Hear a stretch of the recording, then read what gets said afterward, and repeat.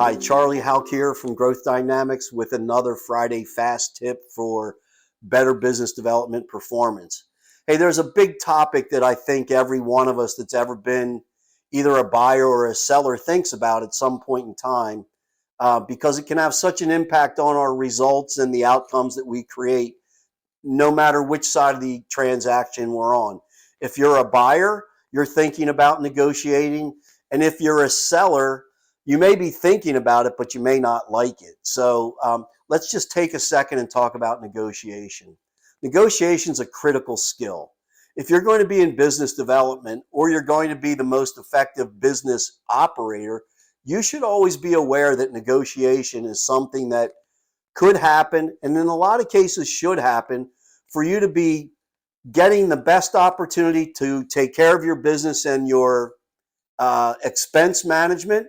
But as a business development person, you should understand that negotiation is not just an exercise in making a concession just to close a deal. Negotiation requires both parties to give something back in the best interest of the long term for both parties involved in the negotiation. I was a roofing contractor many, many years ago, and I hated negotiation because as I understood it and as I practiced it, because I didn't know any better, I found that negotiation meant going to the lowest possible price that I was willing to suffer with to get a job and provide work for my employees. It was a terrible mindset. It was horrible. And I actually learned to hate it. And as I developed in my career as a business development consultant, I found that a lot of salespeople have the same mindset about this critical component of business development success.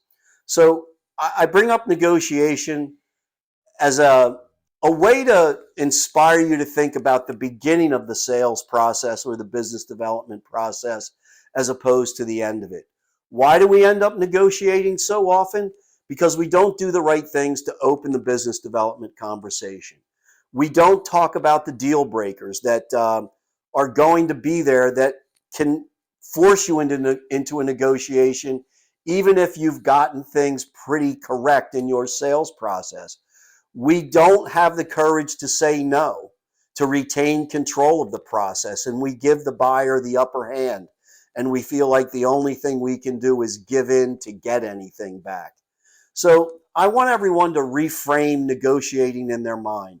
You can negotiate with an attitude of success or desperation.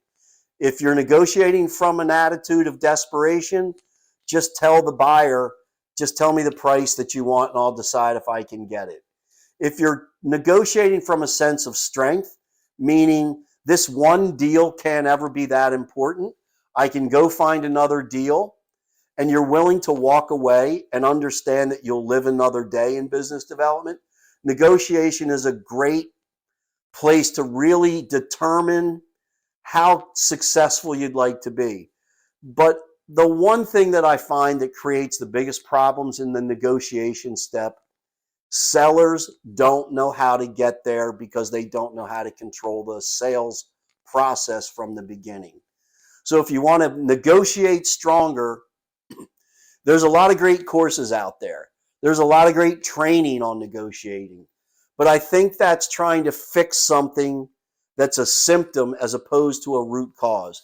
My advice to each and every one of you, work on the front end of your business development process, get the problems and priorities, do a great diagnostic interview, make the connection to someone personally, and then negotiate with the power of that information and how you can understand why someone needs to make a decision, needs to value your product or your service, and needs to understand they can't afford to let you walk away. So stop negotiating from fear and take control of this process by getting more control at the beginning of your business development interactions. Thanks again for listening. Let's go and make money. Take care.